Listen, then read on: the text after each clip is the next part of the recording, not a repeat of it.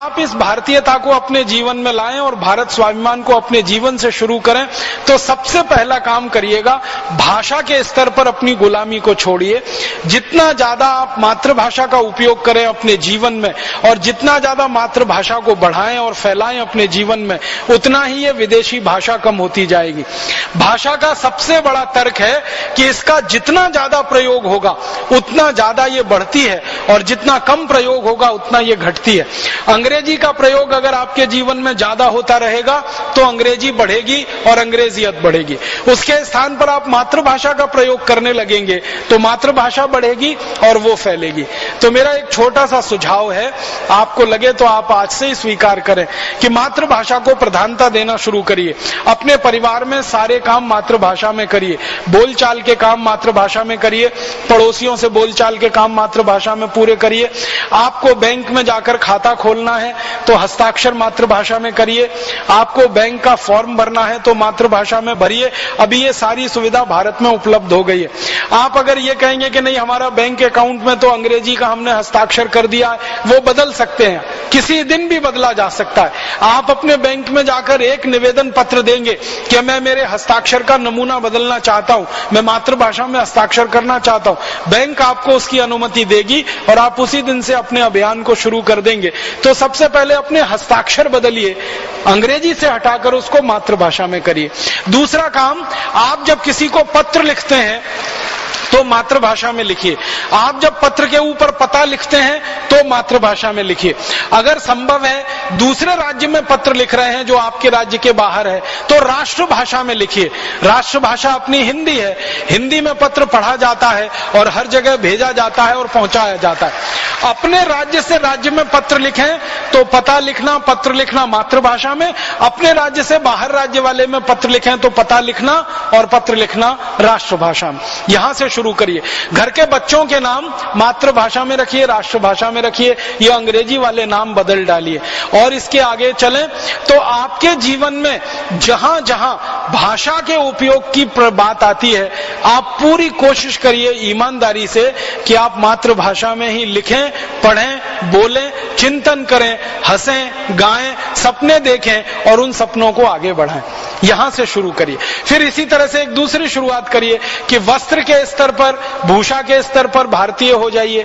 अंग्रेजी भूषा को जितना जल्दी छोड़ सकें छोड़ दीजिए। कोट है, पैंट है, टाई है, 3 पीस सूट है, ये आपकी जरूरत नहीं है। आप अपने भारतीय परिवेश में आ जाइए, भारतीय परिधान में आ जाइए, लुंगी में आ जाइए, धोती में आ जाइए, कुर्ता आ जाइए, पजामा आ जाइए। कुर्ता पजामा भी थोड़ा भारतीय, बहुत तो नहीं है, लेकिन फिर भी टी शर्ट, पैंट, जीन्स और वगैरह वगैरह उनसे तो थोड़ा ज्यादा ही भारतीय। तो भूषा के स्तर पर थोड़े भारतीय होने की कोशिश करिए। मोजे और जूते पहनना कम से कम कर दीजिए। कम से कम साल में 15-20 दिन जब बहुत ठंड पड़ती हो तभी पहनिए, बाकी दिन तो खुले हुए चप्पल ही आपके लिए सबसे ज्यादा अच्छे हैं। और चप्पलें खरीदिए तो विनम्रता पूर्वक उस व्यक्ति को पूछिए कि ये मरे हुए स्वाभाविक मृत्यु वाले जानवर से बनाया हुआ है, उसके चमड़े का है, या इसको काटकर बनाए गए जानवर के चमड़े का। अगर काटकर बनाए गए जानवर के चमड़े का है, कत्ल करके जानवर के चमड़े से वो बनाया गया, उसको छोड़ दीजिए। उससे अच्छा है जो स्वाभाविक मृत्यु से मरा है उसका पहने, रबर का पहने, लकड़ी का पहने, तो वो तो उपलब्ध ही है सब जगह। इसी तरह से और थोड़ा आगे बढ़े, अपने बच्चों का जन्मदिन मनाएं तो अंग्रेजी तरीके से मत मनाइए। परम पूजनीय स्वामी जी ने कहा कि मोमबत्ती लगाना फिर उसको फूंक मार के बुझाना, अब बुझाना ही था तो जलाया क्यों उसको, वो तो बुझा ही हुआ था पहले से। और हमारे यहाँ तो जलता हुआ दीपक बुझाते हैं तो किसी की मृत्यु पे ही होता है, जन्मदिन के समय तो ये नहीं होता। तो ये मोमबत्ती जलाना फिर उसको बुझाना, इस पद्धति से जन्मदिन मत मनाइए। जन्मदिन मनाना है तो दीपक जलाइए, यज्ञ करिए, हवन करिए, ऐसे कुछ अच्छे काम करिए, पेड़ लगाइए, पर्यावरण को हरा भरा बनाइए। अगर सारे लोग एक छोटा सा संकल्प ले लें कि जो दिन जन्मदिन होगा उस दिन हम यज्ञ करेंगे और उसके साथ एक पौधा लगाएंगे, एक पेड़ लगाएंगे, तो भारत देश में 115 करोड़ लोगों का कभी ना कभी तो जन्मदिन आता ही है। तो 115 करोड़ पेड़ लगेंगे और 115 करोड़ लोग यज्ञ करने लगेंगे। उस यज्ञ करने से जो वायु शुद्ध होगी, जो वायु पवित्र होगी, उसकी वजह से पूरा पर्यावरण शुद्ध और पवित्र होगा, तो देश का प्रदूषण भी खत्म हो जाएगा।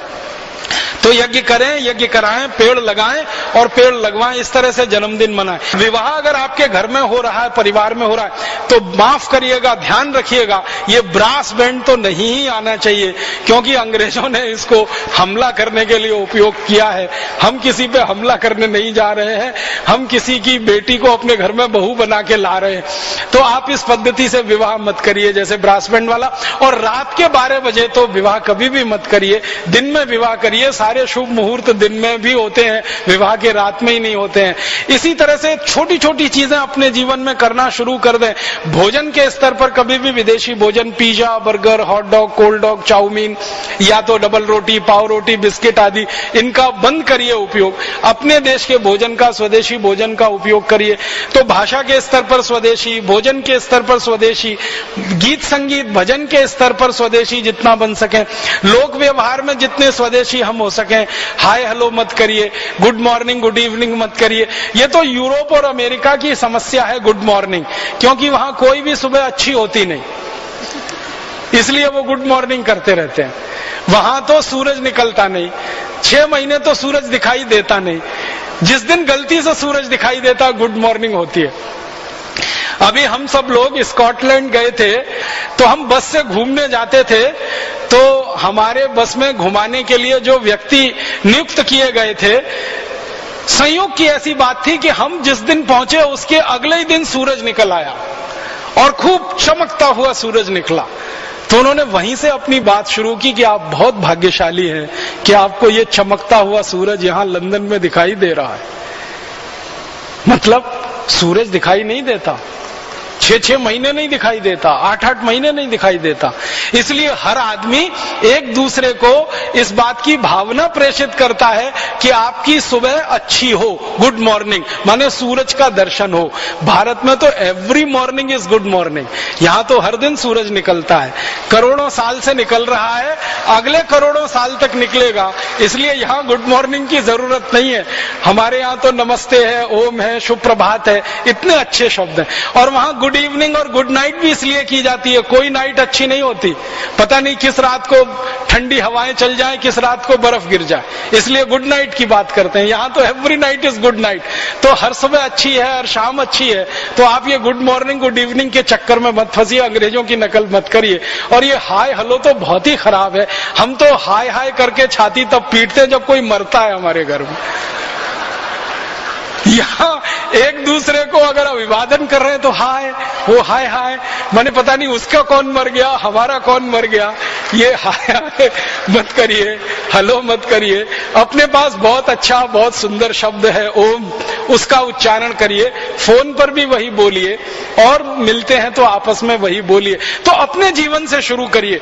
आपके जीवन से जब ये छोटी छोटी चीजें शुरू हो जाएंगी और सामने वाला उनको देखेगा तो प्रभावित होगा, फिर वो भी आपके जैसा ही बनेगा। जैसे ही वो आपके जैसा बनना शुरू होगा, वो भी भारत स्वाभिमान में जुड़ता जाएगा। तो आप प्रत्यक्ष रूप से करोड़ों लोगों को भारत स्वाभिमान से जोड़ सकते हैं, परोक्ष रूप से भी करोड़ों लोगों को भारत स्वाभिमान से जोड़ सकते हैं। आपके आचरण से किया हुआ एक काम, श्रद्धेय आचार्य जी बार बार एक बात कहते हैं कि हम अगर एक काम करें वो लाखों शब्दों से बड़ा होता है। तो हमारे आचरण में एक चीज हमने उतारी और सामने वाले को वो दिखाई दी, तो हमारे लाखों शब्दों पर वो भारी पड़ेगा एक छोटा सा काम जो आचरण में उतार कर हम करेंगे। तो ये भारतीयता और स्वदेशीपन आपके आचरण में आ जाए तो अंग्रेजियत और विदेशीपन हमारे समाज व्यवस्था से हमेशा के लिए निकल जाएगा। इसका मुझे पूरा विश्वास है और हम सब इस विश्वास पर खरे उतरेंगे और ईश्वर हमको शक्ति देंगे इस काम को करने के लिए, ताकि हम सफल हों, हमारा अभियान ये भारत स्वाभिमान सफल हो। आपका आभार, धन्यवाद।